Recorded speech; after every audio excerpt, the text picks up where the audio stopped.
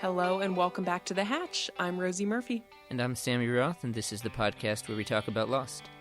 We are nearly finished with Season 2. We're in the penultimate episode, 3 minutes. This is a Michael episode. We finally learn what has been going on with Michael in the time since he abandoned the group to go look for his son in the jungle. And we will return to our interview with Henry Ian Cusick, who played Desmond. Let's get to it.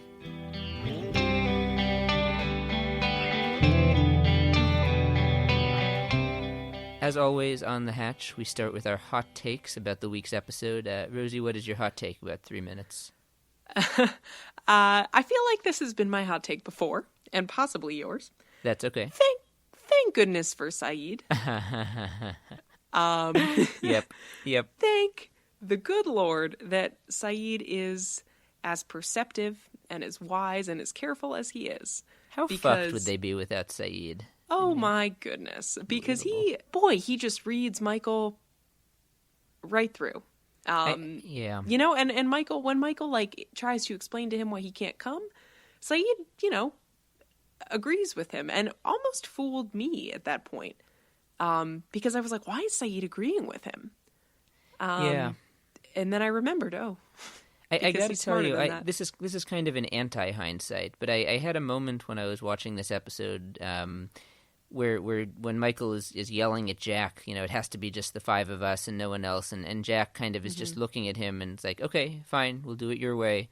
Right. I forgot how it played out that Sayid was the one who figured it out, and I'm watching Jack in that moment and looking at him and thinking, oh shit, he figured it out, he knows, that was really well acted by Matthew Fox because that was really subtle how he just changed his mind and went along with it.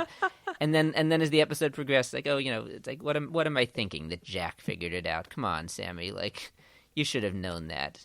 Of course, it's Sayid. I mean, it could still be really well acted by Matthew Fox. We can still give him that, but yeah, he did not.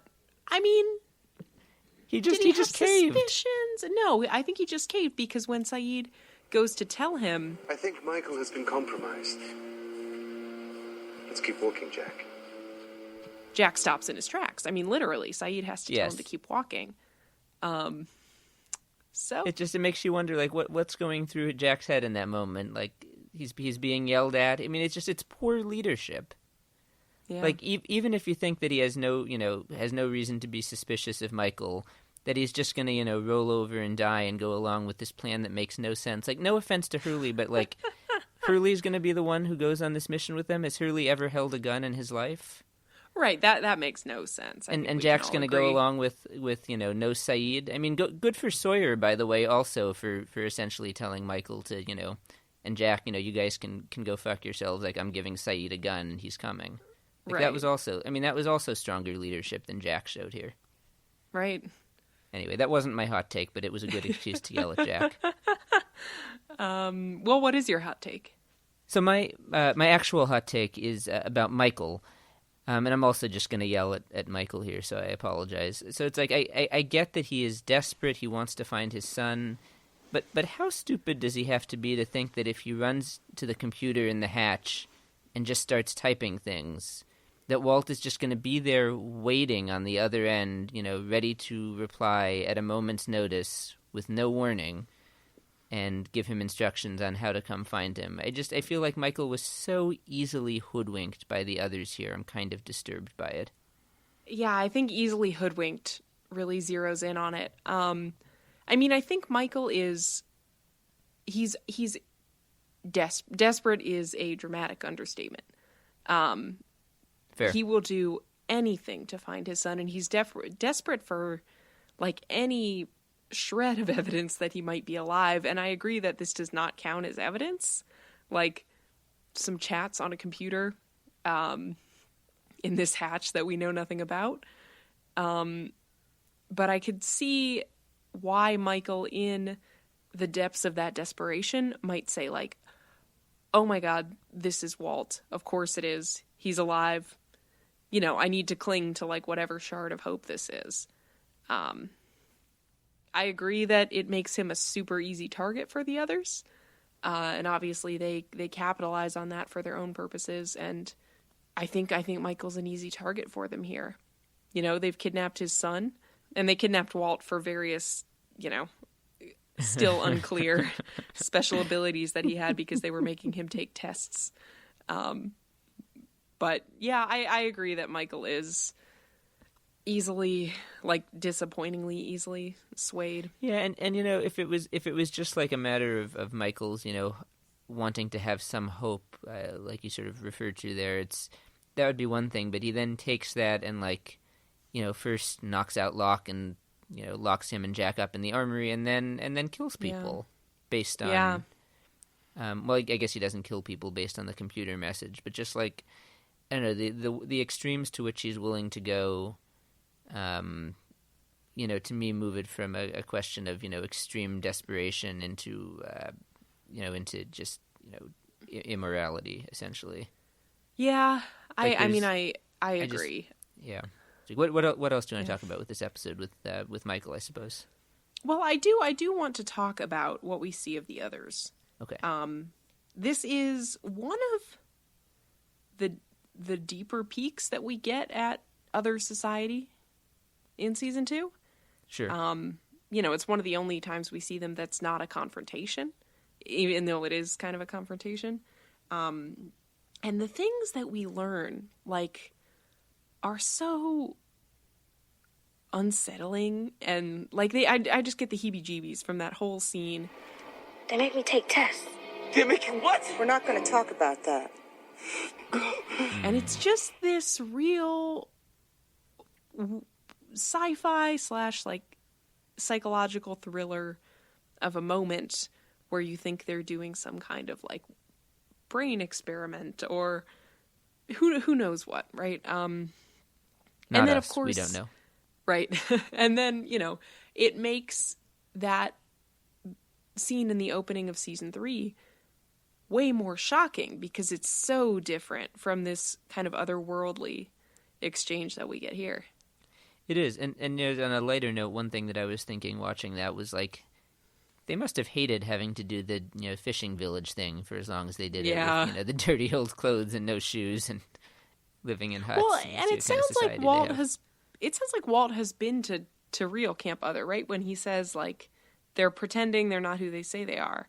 Yeah, no, he's definitely seen their real better lives, living conditions they have. Yeah. No, I agree with you. The whole thing is really creepy, and in fact, one moment that stood out for me in its creepiness is when Miss Clue says to him, For someone who wants his son back so badly, you don't seem to know much about him, Michael. Well, I'm not sure if you remember this, but that's almost word for word what Susan's lawyer said to Michael in the flashback way back at the beginning of this season. For someone who wants to retain his paternal rights so badly, you don't seem to know much about your son. You're right. Which is like strong echoes. Very strong, but also like it makes me wonder, like, gee, do the others know that was said to Michael in his past? Like, is that line them deliberately, trying to mess with his head? Like, I think the whole thing raises that question about, what do they know and how much do they know?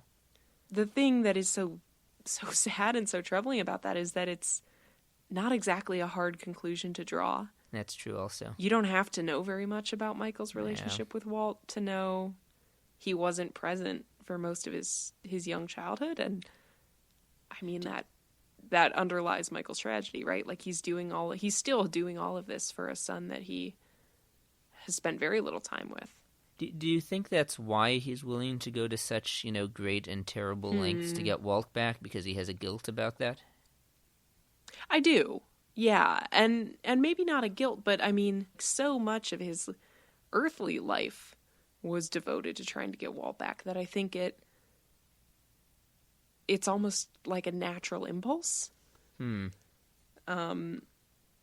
do think he feels like, I think part of the reason he fought so hard on the island to keep Walt with him is that he feels, I don't know whether it's guilt, but some sense of shame or regret about having lost all those battles. And shame makes sense. Shame, I think, is the better word.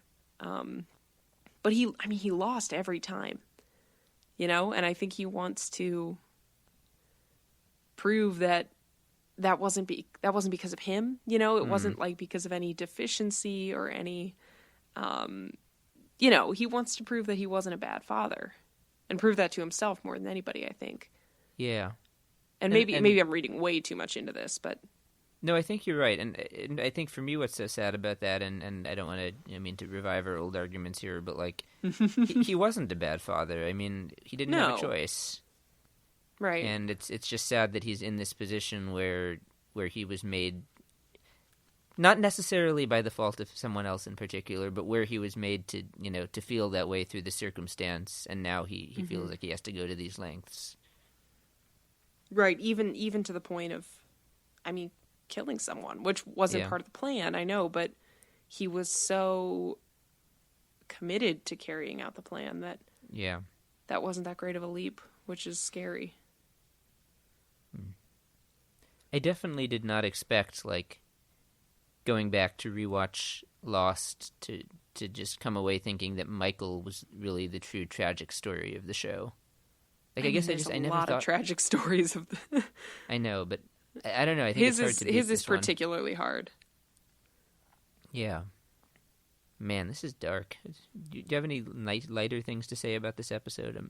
I'm looking at my notes here trying to think of if I have anything, like, nice to say. I have kind of a bit of a lighthearted hindsight. Okay.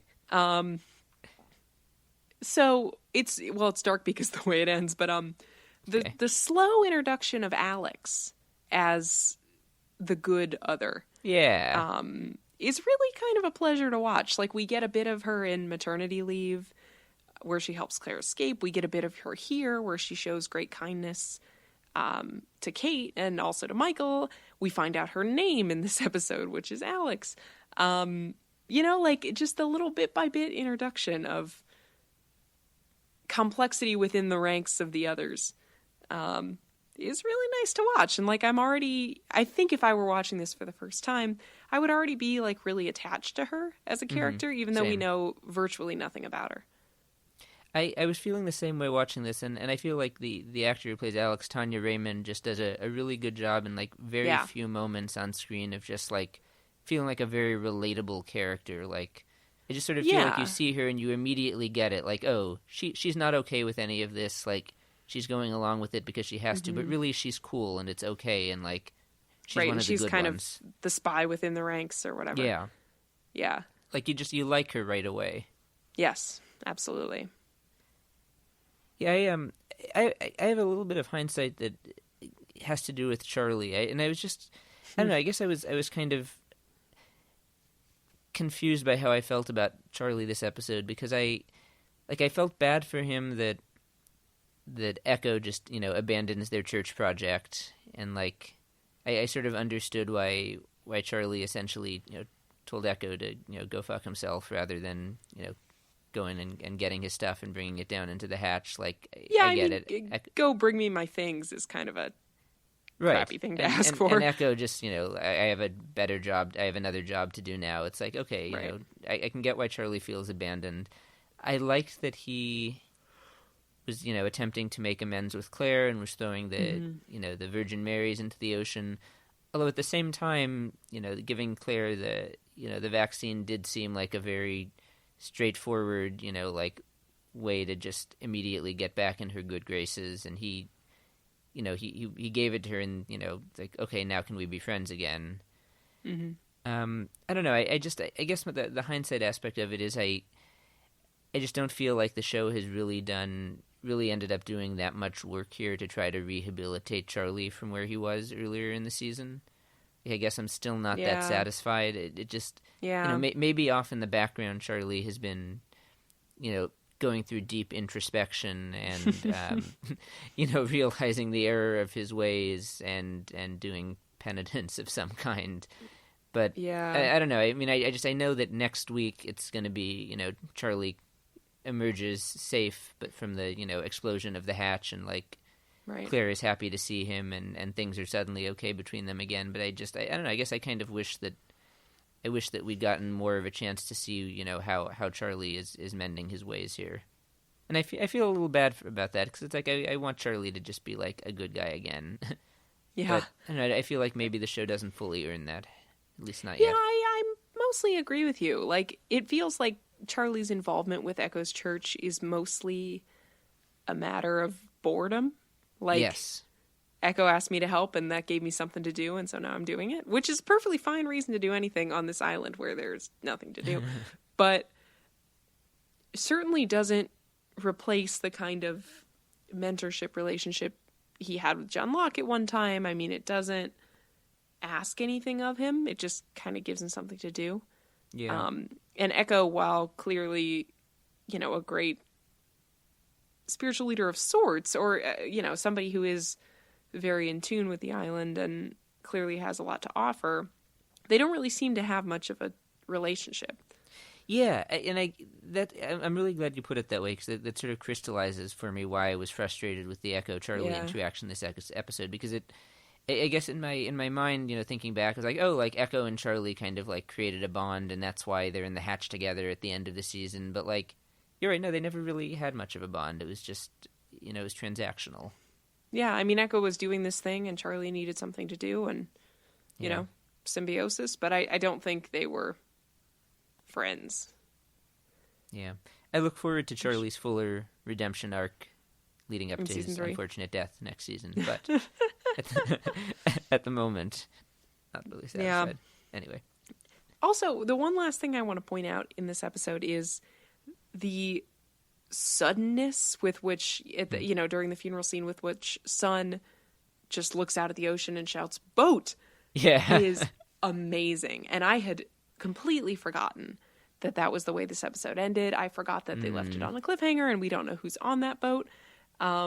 It's so shocking, you know, because you've already got all this suspense pulled out from they're going to go on this quest, and, you know, Sayid's up to something to try to intervene, and there's this funeral, like it's all very emotional. It's already set up to be a great finale without the boat. Yes, and then just in the final seconds of the episode, they bring in this wild card, which is just like a classic Lost move, and it brought me some joy. And next week we get some of the best flashbacks of all time from Desmond. Yes. It's going to be so good. Speaking of Desmond. It's a convenient transition. Look at that. As we know, you know, on that boat is Desmond, who has been trying to leave the island these many days and failing. He will return to us next episode. He will. And for now, though, as he comes back into the show, we've got part 2 of our interview with Henry Ian Cusick. You may remember we played part 1 during the premiere episode this season for Man of Science, Man of Faith. So if you missed that, you can go back and listen to it on your podcast app or on YouTube. But now we've got part 2. Let's listen to that now. How you know, I guess moving on a little bit from season 2, just a couple broader questions about the scope of the show. How if at all do you think Desmond changed over the course of the show? I mean, what for you as an actor was your sense of, you know, is this guy evolving in who he is because of what's happening on the island, or was he sort of constant the whole time?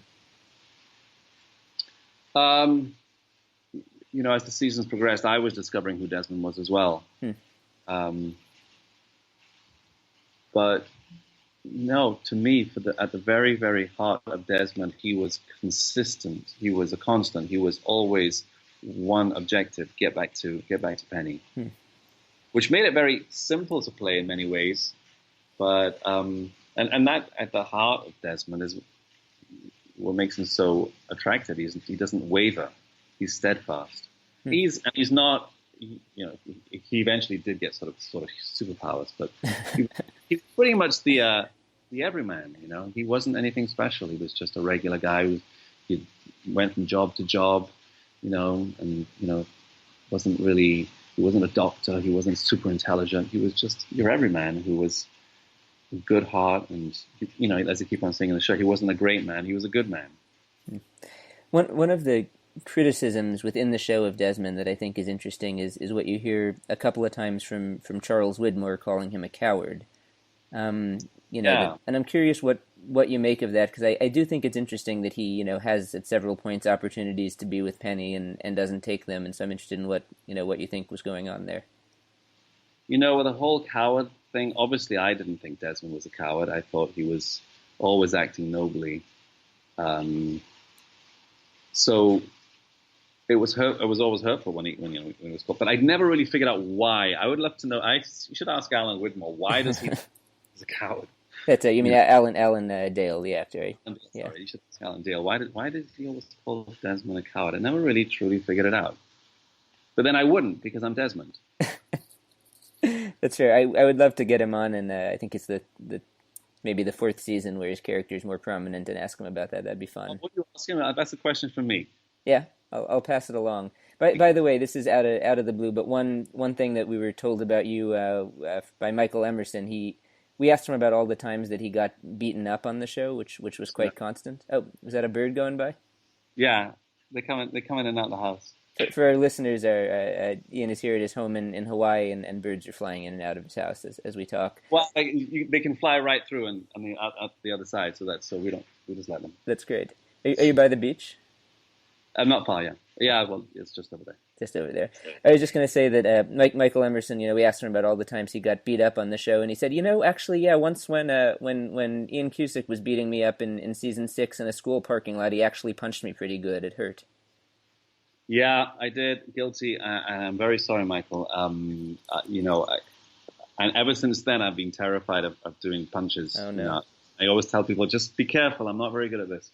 Let's, play it super safe. Yeah. He wasn't upset, by the way. He had gotten over it. Yes, I know. We've spoken since then. But yes, I felt terribly guilty. The weird, I just stepped perhaps forward. I'm not exactly sure what happened, but I caught him with my left. He went down. Oof. My hands went to my face like, oh, shoot, what have I done? And he carried on acting. Wow. I was like, okay, he's so in it and so good. I should better carry on acting too. And I think they used that take. And then only afterwards, I'm so sorry. And then it came up in a huge, big shiner. It was like a big, massive bruise. I couldn't believe it. Yeah, it was a bad one. Oh, I'll pass along your apologies to go back, 'cause I got sidetracked there from Desmond and Penny, which I wanted to ask a little more about. And we asked Sonia this question as well, and I'm curious your answer. What do you think it was that made this particular, love story so compelling to fans of the show? Because there was obviously a lot of time spent on drama with Jack, Kate, Sawyer, Juliet, and not that people weren't into that, but it always struck me that with relatively little screen time compared to, the rest of these actors, who were playing off each other all the time, that there was something about Desmond and Penny that was like especially compelling and engaging for people. Yep. That's a I don't know. If we knew what that was, then we could just replicate it and just do it every time and it should work. So whether it was the writing, the distance, the barriers, the unattainable of not being able to get there, Alan Widmore being the barrier, everything seemed to be, the universe seemed to be against us getting together and just... But their love was so strong, they were just, I think it was the constant that did it, the phone call and, the whole idea of time travel and don't answer the, what is it? I won't call again for 8 years. Yeah. I won't call for 8 years. And the fact that she was by the phone. I mean, that's true love, right? I hope to never be in that particular situation, but yes, I would say so. Or maybe she just happened to be near the phone, and I was just like, oh, shoot, But no, I think she was, she waited, I think, and that's what made it such a wonderful love story, that they, against all the odds, against time travel, against all that, their love was so strong that they had to be together. I kind of think that as well speaks a little bit to the point about Desmond and destiny. It was fate. It was... Right. Yeah. It was meant to, and something was trying to get in the way. What's her name? Nolan. Eloise Hawking. Yeah. It was always trying to get in the way. There was always somebody trying to stop us getting together, but we were having none of it. Did you know Sonia before the show, or did you meet her on Lost? I met her on Lost, but it turned out that we have mutual friends. Okay. No kidding. Yeah, one of her ex-boyfriends I knew quite well and worked with him at the National Theatre. Yeah. Okay. I did you two have a, I imagine probably a good working relationship. I mean, she told me you guys are still friends, which I think is We are positive, still friends. I feel very bad that I'm doing your podcast before I'm doing her podcast, because I said I would do her podcast. We are friends, and I will do her podcast. And yeah, we did a short film together, and she's a terrific actress. I really enjoyed working with her, and I've seen her other work since then, and yeah, she's wonderful. Yeah. Your comment about, and this just came back to mind, your comment about, stories with Desmond that weren't told, or that, things that you'd still like to know about him. There was that thing where he was in military prison. And I just thought it was interesting that we never really got the backstory on what Desmond was doing in military prison. Did you ever know about that, or did they ever tell you what was going on with that? Yeah, I think Desmond was, I don't know exactly, but I just went with the idea that everything he turned to, nothing seemed to, he was just wandering around looking, and I totally understand that, because I didn't start acting until my first job until I was 25, so I did a lot of other things before I did that. So I totally get it, just wandering around looking for the right thing, looking for that thing that's you're meant to do, and I think he was just meant to be with me. So it's interesting to me the number of questions I've asked where the answer has been that you were able to draw from your own life experience to play this character, because on the face of it you would think, oh, Desmond, the time traveling prophet who could have that life experience, but it sounds like it was pretty relatable to you. Yeah, I guess as an actor you do that with I would do that with every role. Yeah. See, how does it relate to me? How do I make this fit into my reality? Yeah. I guess a couple final questions. Did you, when they asked you, when the hatch blew up and you turned the key, I figured you were probably dead at that point. I remember as a fan thinking, oh, well, that's, it's this great character, Desmond, and that's the end of him. Right. Did you so obviously after that they asked you to stay on. Did you have any hesitation about them, full-time move to Hawaii and main cast, or was it an easy decision to make? Oh, I moved there immediately. I moved there after the, as soon as I got a full-time, I said, honey, boys, we're going to Hawaii. It may be for 6 months, maybe for a year, but we're going to go because it's such an adventure. We were living in the south of England. I just thought, we're all going to go to Hawaii and just have that experience. And it ended up, I'm here 12 years later. Yeah. So, What do you enjoy so much about living there? What kept you? So I grew up in the West Indies in Trinidad, and I had such a great upbringing, and so I knew island life. I knew the smallness I just knew island life. And my wife also grew up on an island off the west coast of Scotland called Islay. And I really wanted to give the boys the upbringing that I had in Trinidad, which is very free. You go out and play, you come home when it's dark, and that's what Hawaii's like. It's very safe. It's beach, it's active, it's outdoor. Do you call? Oh, go ahead. Yeah, so I was very happy that I was able to give them what I had growing up, and they love it as well. We all love it. Wonderful. Your kids are how old? 24, 20, and 18. Okay, that's great. It's really great. It just had occurred to me now to ask, do you call people brother in real life, or is that just a Desmond thing? That was just a Desmond thing, but now I sort of do it as a joke. But no, I've never, that was a complete, it wasn't a Desmond thing. I think it's an American thing. And here in Hawaii, hey brah, is very common, but Americans call each other brother all the time, right? You should know. No, I'm sure you. Yeah, talk about all my brothers all the time. In a Scottish accent, it just sounds odd. It sounds great. I mean, it becomes such a fun catchphrase for Desmond, I think. Right. My other thing that I love, by the way, and I was talking to Leonard Dick the other day, who wrote the episode where you first used the nickname Boxman for Locke. Yeah, another one of my favorites. Right. So I asked this question of everyone. What did you think of the finale of the show?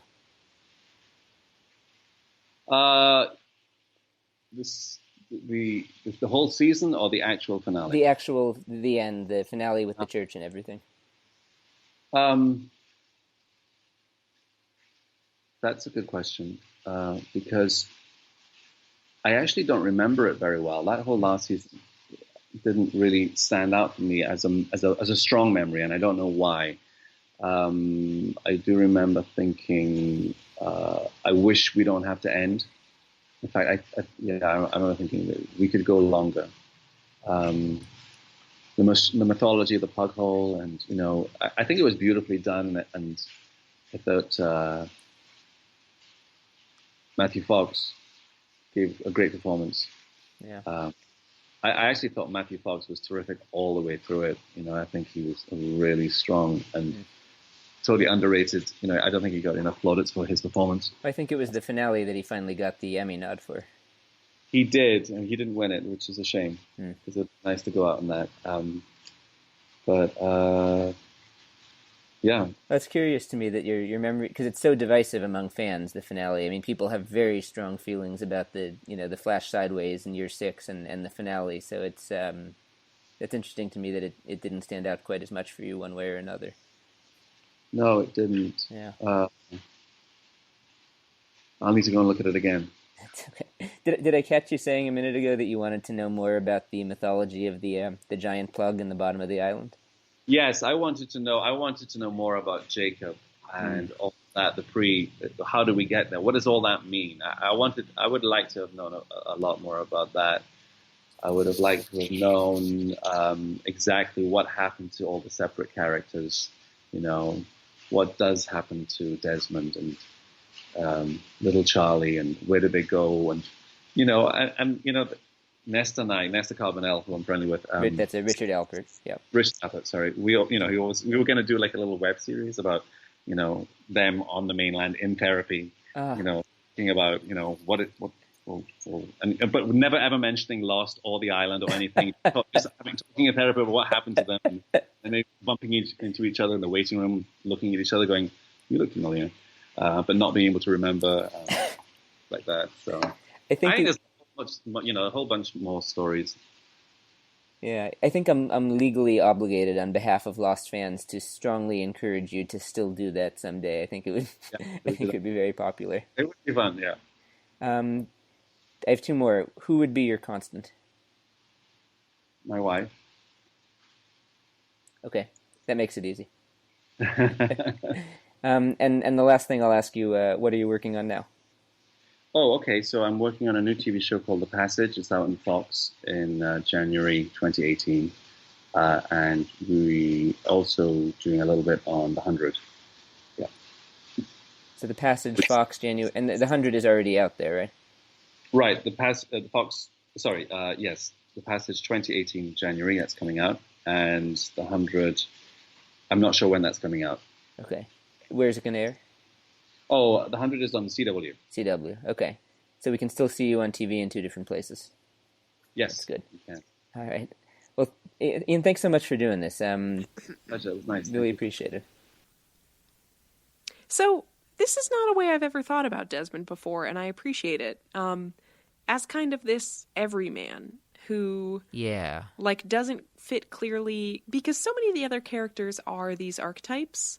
Like Jack is the doctor and the hero, and Sawyer is, the con man who we want to love, but he's still a con man. They all fit very neatly into these characters that we know or we feel like we know. And then, of course, the show fleshes them out. But Desmond doesn't do that, right? Like, he's been kind of a vagrant throughout his life. Like, not a vagrant, but, like, had many different jobs and always been floating around. And maybe that's a kind of archetype in itself. But he's the one who gets this really wild supernatural story. And John Locke, others do too. But no one quite like Desmond. Right. And maybe part of the reason that works so well is that Desmond isn't in the viewer's mind like any one thing already. That's really interesting. Yeah, I also hadn't thought about Desmond in that way, and it was so interesting to hear Ian Cusick say that, he thought Desmond was simple. Yeah. That he had simple desires, like he wasn't a complicated person, he was a good man, he just wanted to be with Penny and didn't really know what he was doing, in life besides wanting to be with Penny. Yeah. But the idea of him being sort of a simple everyman is just so interesting given the complexity of the, sort of science fiction fantasy elements of his character. Right. But I think that Ian is right to identify that that's what makes Desmond work so well as a character. Yeah. That despite all of that, at his core, it's like a really easy to understand person. Right. It's a pretty simple desire, and one that I think most of us can relate to. Both the sense of like kind of meaningless, meandering through life, and then also like, a great love. But, maybe less so the person I'm in love with is like an heiress and her father's an evil genius, etc. Yeah. But at its core. Simple desires, yeah. I thought it was fun, by the way, that he didn't really remember the finale very well. Yeah. But also simultaneously wanted to know more about the mythology of the plug hole under the island, which is like not something I've ever heard anyone say seriously, that they wanted to know more about that. No. Yeah. Just an interesting way of viewing the show. Well, folks, this is almost going to be it for Season 2. Next week we will be watching Live Together, Die Alone. We're going to go ahead and do both parts, so it'll probably be an episode that's a bit on the long side. I hope that's okay. And we will have one final interview for you this season. As we forecasted long ago, we're going to be talking with Sonia Walger, the actress who plays Penny, who makes her first appearance in the very final moments of the season. And we talked to her about all sorts of things spanning sort of her whole arc on the show. We're also going to play a couple of hot takes that we've received in recent weeks. Thank you to everybody who sent those. We are looking forward to sharing your thoughts. We haven't really advertised the hot takes recently, but like if you want to share your hot take with us about the episode that we're watching or about Lost in general, please call us. We have a phone number. It's 9546-DHARMA. Call that number, leave a voice message. You can also send us a message on Facebook or on Twitter, and let us know if it's your hot take that you want us to share. Yes, those accounts are facebook.com/thehashpodcast and on Twitter @thehashpodcast. As always, we would very much appreciate it if you could leave us a rating and a review on Apple Podcasts, especially because that's the big one. But wherever you listen to The Hatch. Our theme music is by Andy G. Cohen. Our cover art is by Danny Roth. And we'll see you one more time for Season 2 next week. Namaste.